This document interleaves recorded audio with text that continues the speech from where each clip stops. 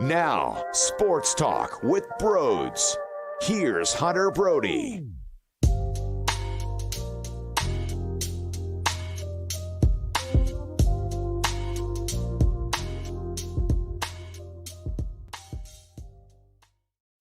What is going on, everybody? Welcome on in to Sports Talk with Broads. In what universe is this Phillies team taking care of business against the Braves like this? 9-1. Okay, they waxed that ass 9-1. You got everybody involved. You got Matt Vierling again. You got Alec Boehm hitting a triple. Rhys Hoskins with a big-time 2 RBI double. He adds on to that with a bomb. And by the way, it actually started with a great defensive effort from Rhys over at first base, where he made that ridiculous play and gets the ball to first base. I mean, that was crazy. All around, they're showing something to me. You know, I didn't think that they had this in them, where they were going to take the first two and Aaron Nola would dice up a special night. He goes 6 innings, 0 earned runs. I know it wasn't the most gorgeous outing. His pitch count did go high. He did throw over 100 pitches in those 6 innings. But come on, we know what we always talk about when it comes to Nola at this time of the year, and shutout ball through 6 innings against this lineup. Granted, not as if Ronald Acuna Jr. was in there, not as if it was the full package. But seriously, I mean, it's almost like, well, he did good, but no. I'm not doing that. I'm saying he did good, damn it. And even when you look through his game log and look through his September to this point, he did have that weird situation pop up because of the 2 innings that happened on September 11th where there was the big-time rain delay.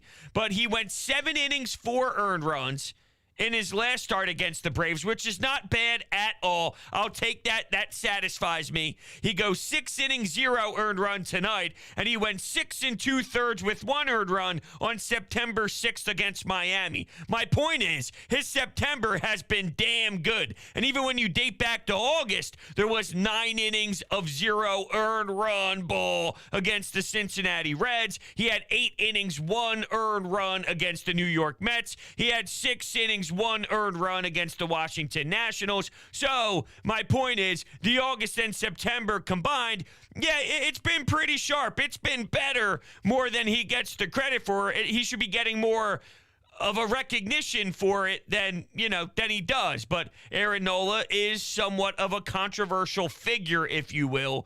And I'm just here to say that we shut a lot of people up today. Bryce Harper, I'm still not in love with the way that he looks at the dish right now. An RBI isn't going to necessarily do it for me. I need a lot more. But, I'm just hoping and praying that one at-bat changes everything, because I do believe deep down that if he gets one swing at it, that can maybe change the trajectory of a 1-week, 2-week span of Bryce Harper. He's just so lost to the point where he's trying to utilize Matt Vierling's bat to spark something. When you go desperation mode, whether we've seen this in the past from him, he goes no batting gloves, or now he's switching bats.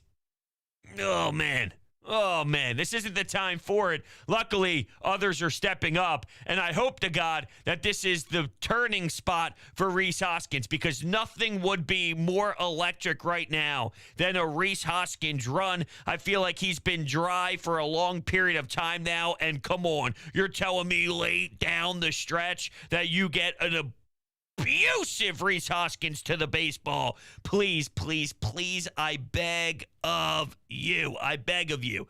I'm just really proud of this team, though. You go back to the 1-0 win.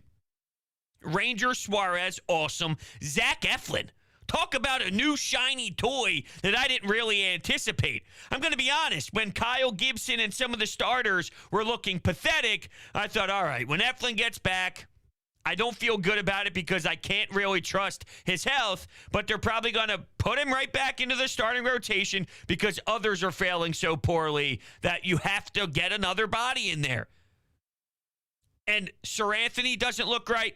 David Robertson, I'm not in love with right now. These are guys you're going to have to use, but it's not like we're seeing their purest baseball. The fact that Eflin It's not that coming back from an injury is a great thing, but he was off for a significant amount of time. He looks fresh.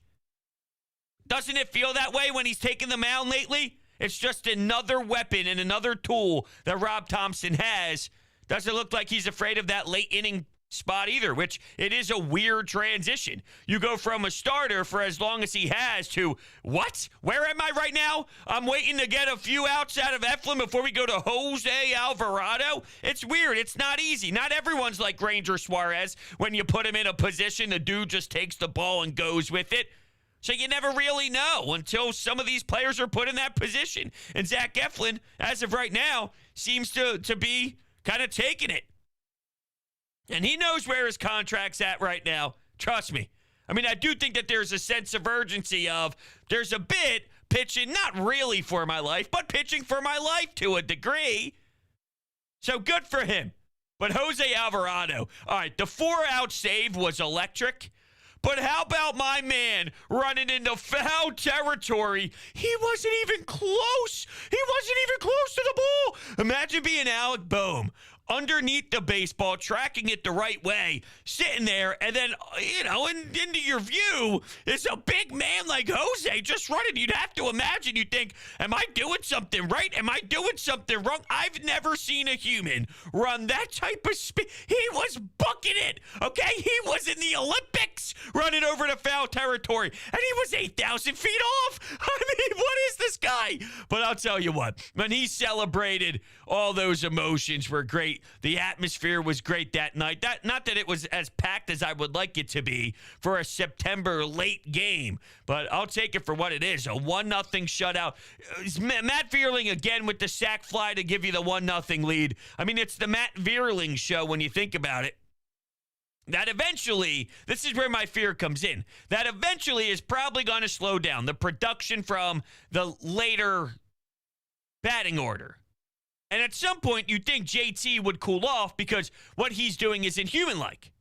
Not that this is a knock on any of these players. I'm just kind of looking at the odds here and looking at the back of the baseball card, if you will. When that's the case, is Bryce ready? Is Rhys on a tear? What's it look like then? Now, fortunately, they might actually be in a position, especially if they keep this up, on Saturday afternoon and Sunday afternoon, where some of these games aren't going to be as stressful as maybe we anticipated when we saw these two teams meet last time, right? Where the Phillies got their asses kicked and they were embarrassed in a sweep down in Atlanta. We probably weren't feeling that we'd be in this position. So you see the Cubs. I know the Cubs swept you last time, and the Cubs actually swept the Mets pretty recently too.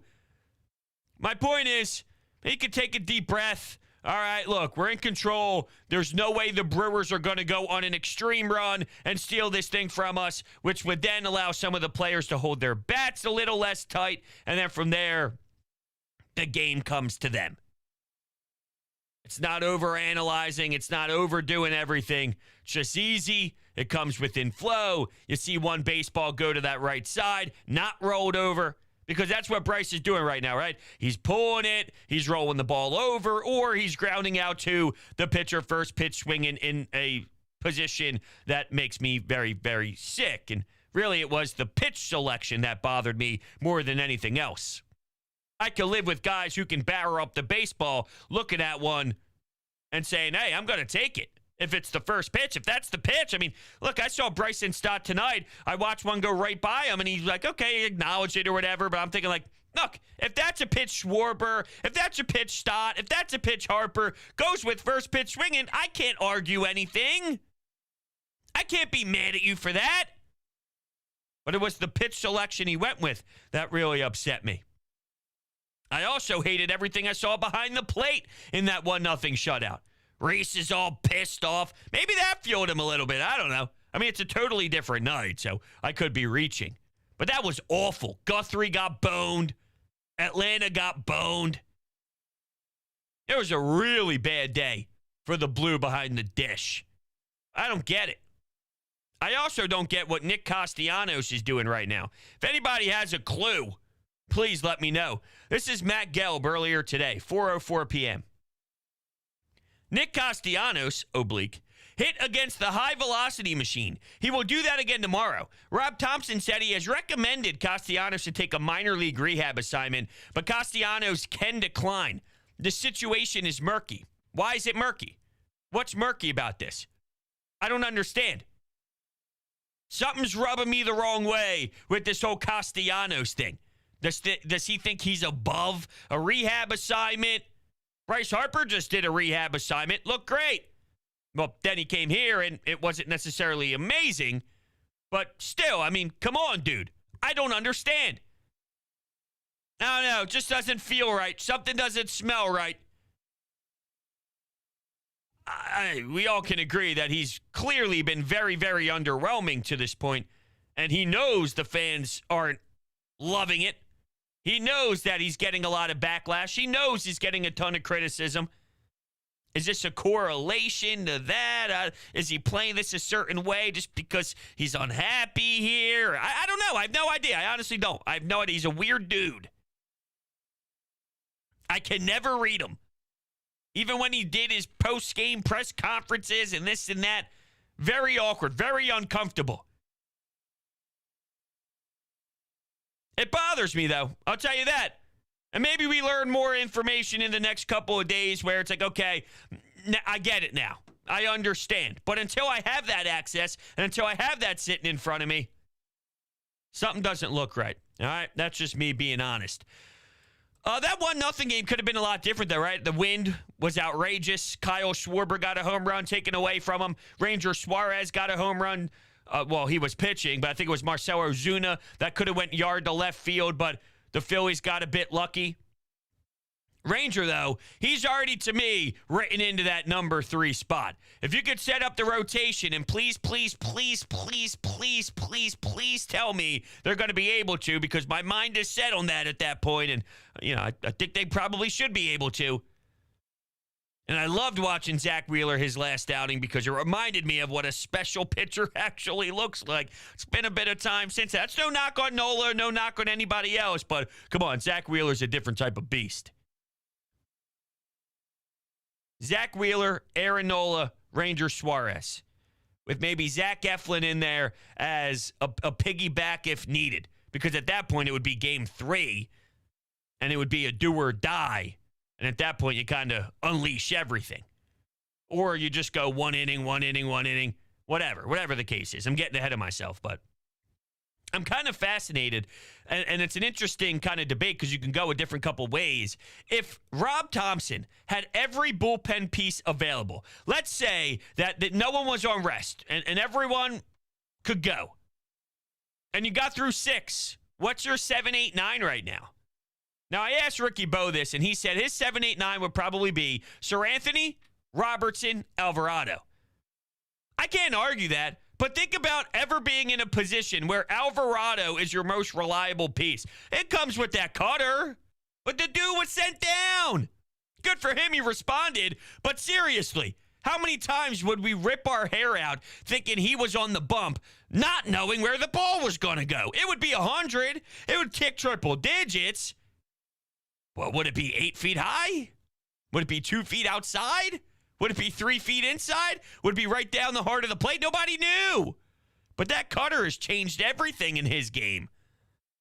And I don't trust Sir Anthony right now. I mean, there's talk about the fatigue level because you have the Tommy John. And is his body up to par and up to speed here with a usage rate?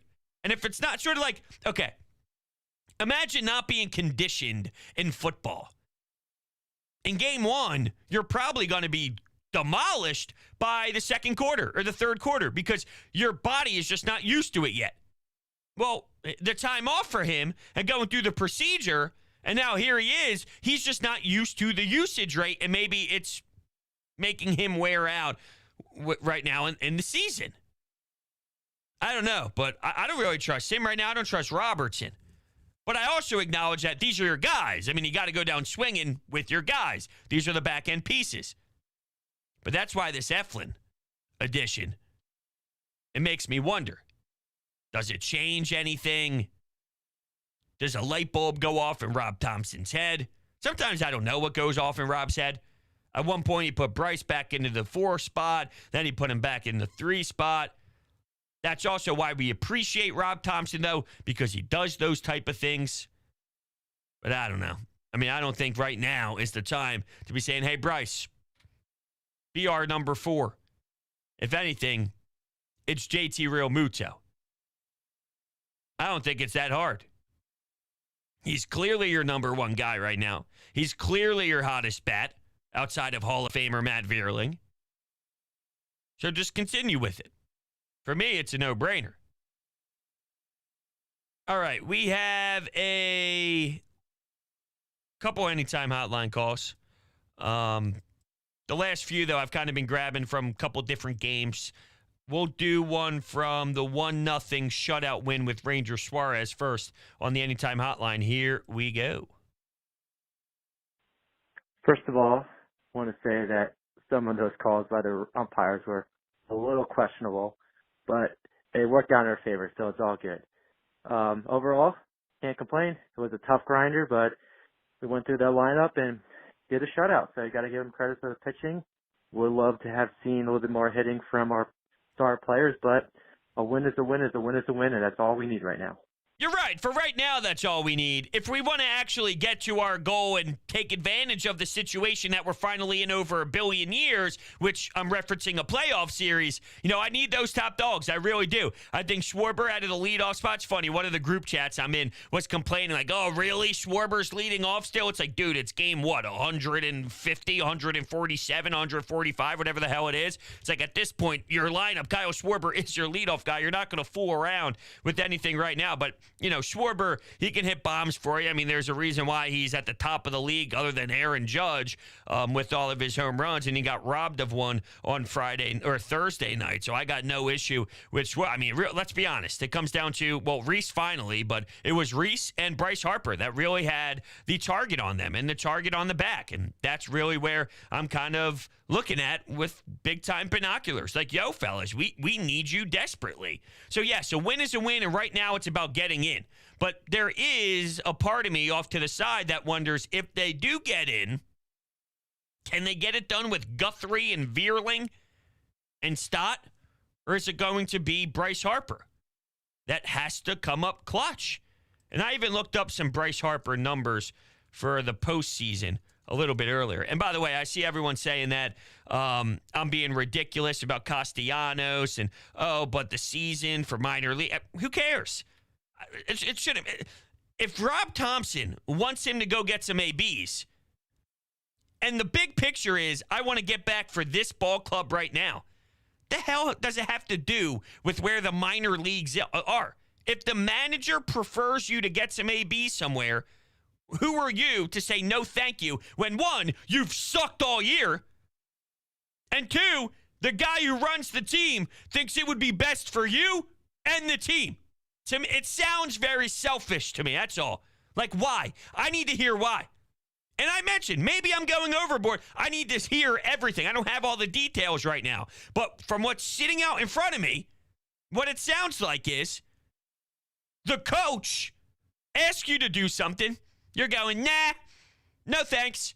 And who are you? You've sucked. You've sucked this year. So that's kind of how I look at it. That's why. So Bryce Harper, in the postseason back in 2017, he hit .211. In 2016, he hit .235, walked 6 times. And then he had a good year in 2014 with 3 bombs, hitting .294. But his postseason statistics, he hits .211 in the postseason. 5 home runs, 10 RBIs, 76 ABs. It's not the biggest sample size in the world. Just something to monitor, that's all. Now I'm being asked if Castellanos said no. He didn't say no yet. He said the situation's murky. Well, I mean, if it's murky, it means it's not clean, right? Like, I don't think it should ever be murky. You need me to go take AB? Okay, I'll go take some ABs. That's it. I don't think he'd be tweeting about the decline possibility and that it's murky if everything was running smooth. That's all. That's all. Anyway, we'll take another call here. Here we go. How about Aaron Nola? Fought with the dog in him. He was horsing tonight. I was there. So fun. That was Aaron Nola. Like, you expect, like, fuck September Nola, am I right? That's crazy, dog. But, yeah, what a win. Like, just sending an MLB a message here. I'm so excited, bros. I hope you are. Let's go Phils, baby. Of course I am. Of course I am. Yeah, Aaron Nola, look, he threw 104 pitches. I've seen crisper Nola, but that was a damn good Nola. I think Rob Thompson said it best, and I'm paraphrasing a little bit. Like, you know what? It wasn't the greatest, but it was very, very good. Very good. I'm paraphrasing, but that was more kind of the message of, you know, we've seen a different level, but what he did to that Braves lineup was still very special, and especially knowing that we can be very critical of this man, and he's been a part of some losing seasons. The other day I mentioned the core, and I really brought up a lot of the everyday players, JT, Rhys, Bryce. Well, Aaron Nola is part of that losing core that has crashed in September. So for him to take the ball and give you scoreless before going to your pen, and it helped that you had a billion runs before you went to the Nick Nelsons of the world, and Connor Brogdon now got thrown in there. When you score 9 runs, makes it that much more easier. But he was doing his thing prior to those runs, even though they, ended up scoring in the second where it was a big barrage. Marshy got in there. He doesn't seem to be 100%, though. It almost seems like every single day we're getting an update on where he is physically. But Vierling, Stott, Bohm, Marshy, Rhys twice. Good team effort tonight for sure. All right, everyone, we got 2 more games to go in this series. Can't wait to see how they continue. Thank you all so much for kicking it with me on this Friday night, and I will see you on the next one.